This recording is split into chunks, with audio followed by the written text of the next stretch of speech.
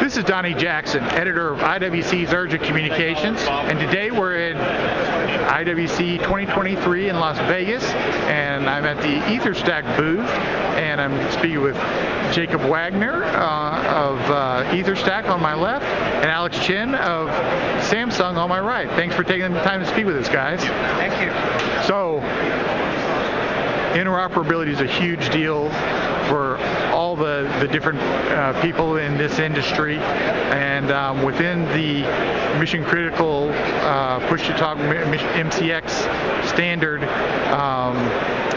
it includes interworking, the interworking function, so that LMR can talk to the PTT,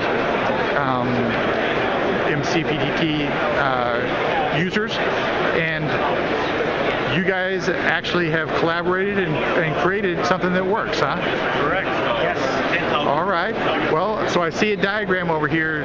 Alex, can you explain it to us? Yes, sure. So this is a diagram of our demo setup for this particular venue. So we are leveraging our test assets in both the Etherstack's lab in Sydney and Samsung's core lab in Suwon, Korea. And as you can see on the lower part of the slide is our IWCE booth. And in there, we have our P25 radios and our MCPTX clients set up. And they are all connecting through the internet and also through a P25 repeater going out onto the internet and VPN that through Etherstack and Samsung Labs for the overall end-to-end connectivity. The particular function of the interest here is that entity called LMR IWF. That LMR IWF is what is providing the interworking function between the MCPTT domain and the P25 domain. And that LMR IWF, we are architecturing it from a perspective where it goes far beyond just integrating with the voice capability, but we are actually integrating at the protocol and signaling level so that it truly becomes the entire interworking group as a single group where the LMR members and the MCPTT members are literally transparent to each other. Their IDs are internally mapped, and you get all the nice feature capabilities like talker ID, who's taking the floor, you can override the calls. So all those user-friendly functions that you associate with the typical PTT group call, we have incorporated all that into our IWF design. Okay, all right. So this is not just a patch. No, this is you're actually getting down to the core elements here. Exactly. We actually dig down to the signaling level, and then we're integrating at the protocols and signaling to make sure that the calls are treated as a true single group call between the P25 and MCPTX. Okay.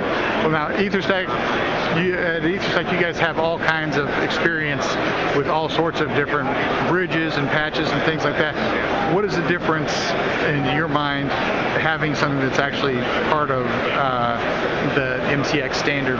So as Alex had said, we're integrating at the protocol level. So with our background, developing P25 standard and providing that to our customers, it's a standards-based solution that is integrating directly through, right now, an ISSI connection into a LMR core, Motorola, Harris, or ours, or anybody who meets that standard, and then that's going into the IWF. So as Alex said, it's not a VoIP solution, it's not kind of over the top. We're at the protocol level, we're not patching, we're using the native P25 and standards-based solution, or mixing that with the 3GPP. Okay, and so you got your can you demonstrate and show us how it works? So what we have here is physical view of this.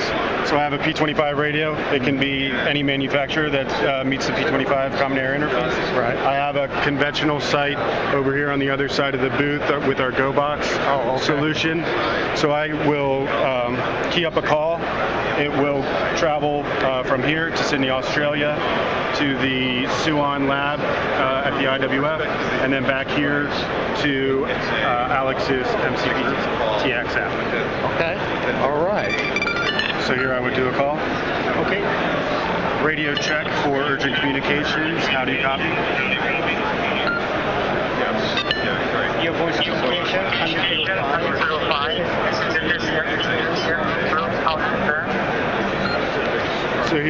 can see Alex's ID from that radio. So that is the ID within the IWF that is assigned to him, and he would roam over here and give us that ID. It's not the ID of a donor radio. It's not anything like that. It's that app. The next subscriber would have his own assigned ID and so on. And so he would have seen the same thing from me. My alias here, which is ICOM1, came across to his app so he can see the conversation back and forth. Okay, all right. And for the end user, what benefits are they going to see from this?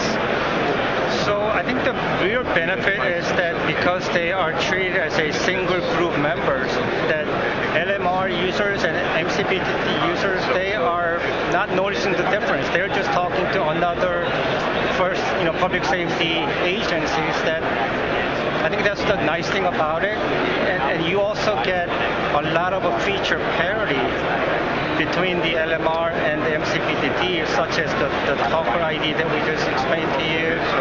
We can later show you like overriding of the calls. I think some of it is also what we have here, the mission critical. So it's not just an application that has a few servers and a single gateway. It's depending on the architecture that a carrier or you would want to develop either in private LTE or within a main carrier such as FirstNet. We have multiple sites. We have resiliency. If a call is dropped here, it can be picked up at the next server, geographically dispersed. So you're going to have that resiliency that you may not have in some solutions. So okay. It's true mission critical versus some other solutions that you can put together. Great point. It's a mission critical carrier grade solution, meaning that you get all the reliability, redundancy of what a typical carrier would provide you. Then all that is built into our IWF architecture as well. Okay.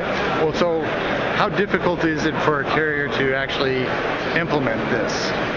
So we are already working with one major operator, and we do provide a full end-to-end MCPTX solution to that carrier already. And this IWF, once it gets integrated into their network, it will now give you that full integration and working onto the D25 community as well. Okay. All right. And right now, is this already implemented anywhere yet, or is this?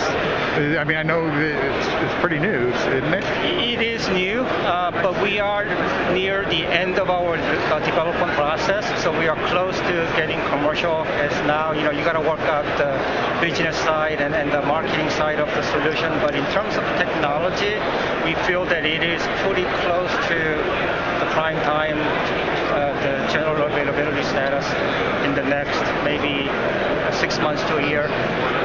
Okay. Well, guys, I can't thank you enough for giving us the demo and explaining, showing how interworking can really work for folks that are complying with the 3GPP standards, the MCX standard. Jacob, Alex, thanks for taking the time to speak with us, and have a great show. Thank you, Donny.